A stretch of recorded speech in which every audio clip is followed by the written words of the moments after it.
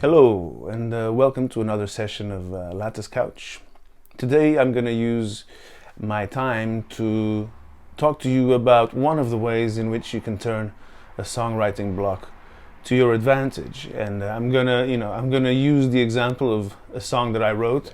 I'm going to release the demo of the song Chico. I called it a cartoon version because it's got many kind of cartoony type sounds, and I think it's a well-fitting name for it.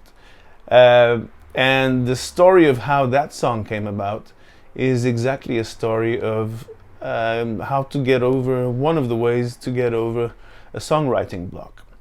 I used to do some singer-songwriter workshops. Some of the participants, one of the main questions the participants had was how to get over a writing block, And so I usually, even though yes, of course, we are all different, and if you have a different experience or a different angle on it, or even a different solution, I would really like to hear from you.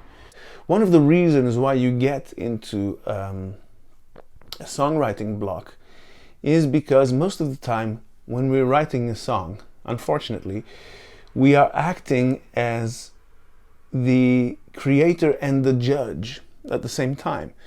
So we write one line and we judge it straight away, And so basically we're constantly putting up this bar of, is this good enough? Or it has to be better than this. This is not good enough. This is not good enough. And that's where a lot of the blockage comes from, especially people who are very, let's say, style conscious, people who have really cornered themselves into, I am a very specific artist. I write into this style of music, and I cannot step outside of my own boundaries of what I think is either good enough or specific enough for me as an artist. And so, I mean, it's normal that you end up stuck because you are your own worst critic. And so here's one of the secrets. Write a song and tell yourself that you're writing the song, but you're going to throw it away. As soon as it's written, you're going to throw it in the bin. So write a song for the trash. It's not a waste of time, because I'll tell you what's going to happen. It's going to free you up to do some silly things, And usually if you take this kind of attitude or this kind of approach, you might end up writing lyrics that are not showing you to be the literary genius that you are. And you might not be composing music that shows you to be the musical genius that you also know you are. But it doesn't matter, right? Because you're going to throw it away. At the end of the day, no one's going to hear it. It's just for you. Think of it as like unblocking the pipes, unblocking the toilet or something at your house, You just need to do a stupid song, a silly little nothing song, do some joke lyrics, do some, just do something that you would never in a million years show anyone as being your song written by you. And if you can get through to the end of a process, and usually, I mean, me personally, when I try that, I always go into more of a humoristic, so more of a funny, I go into more of a funny dimension with lyrics and with riffs. And then you get to the end, and it's easier to get to the end because then you're not judging each line and each word, trying to hit that 100% genius level of masterpiece songwriting.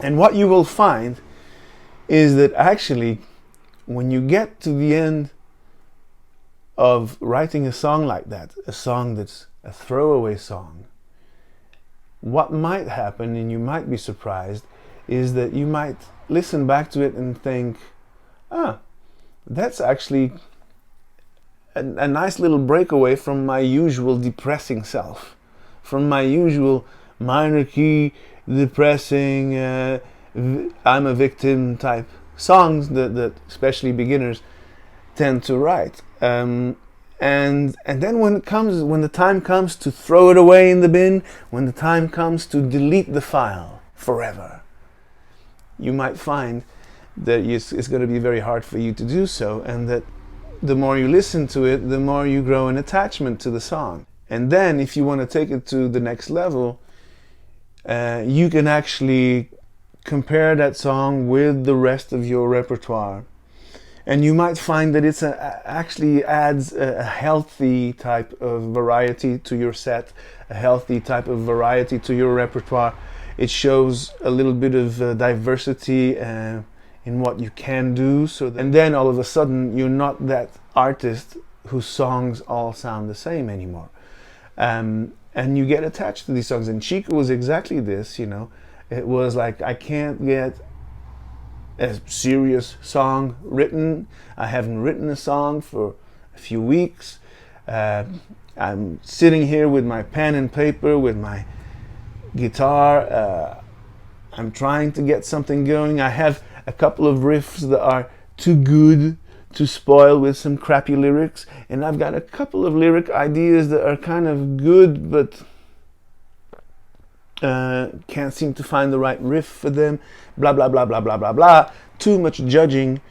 And I think that that's actually the magic, or the zone. You know, sometimes it happens spontaneously when you can get some of the best songs that people write. They come very fast because you just happen to be in a zone where beginning to the end everything comes very fast, and you almost don't have time to judge it too much. You just get it out. And then you look back at it maybe the next day or an hour later, and you think, oh, actually, that's not bad, you know? So that's my advice to you. Write a funny song, write a nothing song, write a song that you're going to throw away. And you might be surprised at how hard it is to actually throw it away if you get to the end of the process. And then you find also that once you've written that song, your mind has cleared, your creative process is cleared enough, and that you can then get back to the serious business of masterpiece, serious songwriting, and you might find that the blockage is kind of gone, because now you've got this silly song, and somehow your brain subconsciously might have the need to prove once again that you're capable of doing something a bit more serious than that. If you find that this video was useful in any way, I do want to hear from you. If you have other methods of getting over a songwriting block, I want to hear from you. If you have any other questions, anything that you think you'd like me to address, it would be really nice to hear from you as well. So write a comment.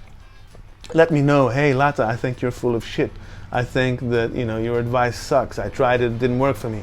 If you're watching on YouTube, please click that bell, subscribe to the channel.